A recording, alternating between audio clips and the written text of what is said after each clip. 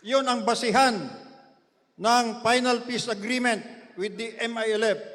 Kaya salamat sa ating mga kaibigan na MILF. Matapang sa gera, pero may tunay at hindi umuurong sa isang salita. Hindi gaya ng CPP-NPA, laging sinungaling. Saludo ako sa MILF na kalabang ko nung araw. Ngayon, kaibigan ko sila at ako'y natutuwa kasama pa natin sa ating hugpong, sa raids. Ako po ay naging National Security Advisor, pangatlong cabinet position. At dahil sa ako ay naging National Security Advisor ni Mayor Digong, palakpakan natin si Mayor Digong.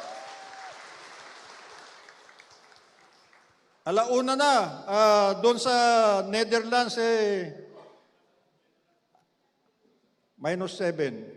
Alas 4 pa lang yata ng umaga.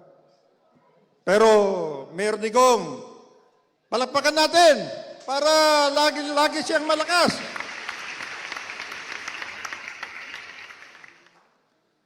Noong ako ay National Security Advisor, ako ang Vice Chairman ng National Task Force to End the Local Communist Armed Conflict.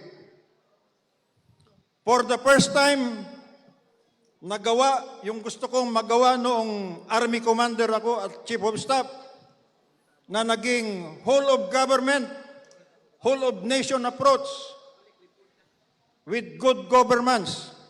Good governance ang pinalakad natin upang talunin ang Communist Party of the Philippines, ang NPA at ang National Democratic Front. Ang nangyari, sa ngayon, 89 dati ang kanilang guerrilla fronts, buong Pilipinas. 89, pati sa Isabela. Nasaan pinakamalakas dati, pero laos na kayo sa Isabela, nawala yung NPA doon. Ang pinakamalakas dati, nung gawin natin ang NTF-ELCAC ay ang Davao Region. Di ba, Governor Tyrone, oy, ikaw ang lagi nilang hinahanting ka pa nila ngayon? Wala na naghahunting sa'yo. Wala na, ubos na yung kalaban. Kasi out of the 89 guerrilla fronts, iisang guerrilla front na lang ang naiwan. Alam nyo ang sikreto? Sabi ni Mayor Rudy, ang presidente, hindi mo matatalo yan, NPA, pag hindi mo kakampi ang mga barangay kapitan. Kaya palakpakan natin yung mga barangay kapitan. At ang mga mayor, at ang mga gobernador, dahil sila ang kasama natin sa pakikipaglaban sa CPP-NPA. Yun nga lang, masama ang loob ko, dahil nawala yung NPA, lumipat naman sila sa batasan. Kakampi pa ni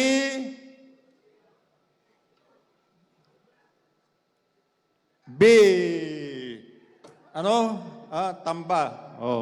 Yun ang mga kakampi nila ngayon. Kaya buhay pa sila. Kaya't iyan ang aalisin natin pag tayo na ang nakabalik na muli.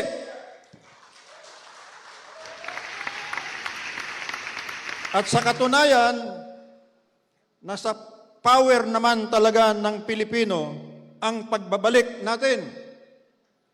Maghanda na sila, di ba, Attorney Torion? Handa mo, si Mike Defensor, 5 na ang kaso.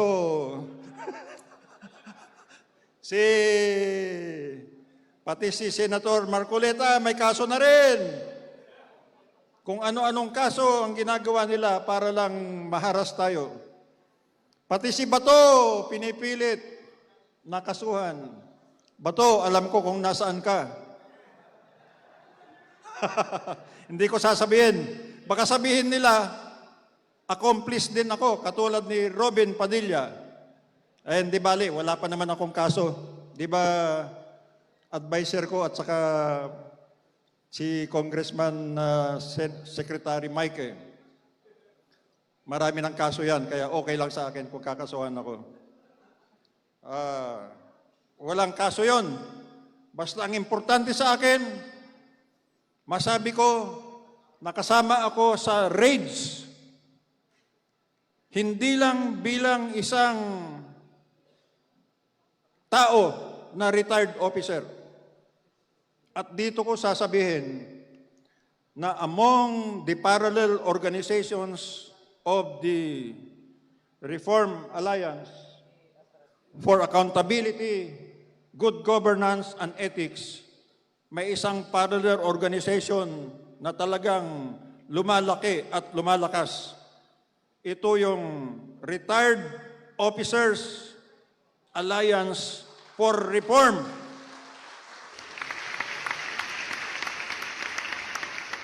Kung mayroon tayong raids, mayroon kaming ROAR. Di ba? Retired Officers Alliance for Reform. ROAR.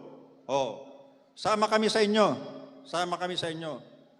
At sana lalong lumakas ang ating pagsasama-sama, lalo na't kasama na natin, isinama na tayo ng hugpong sa pagbabago.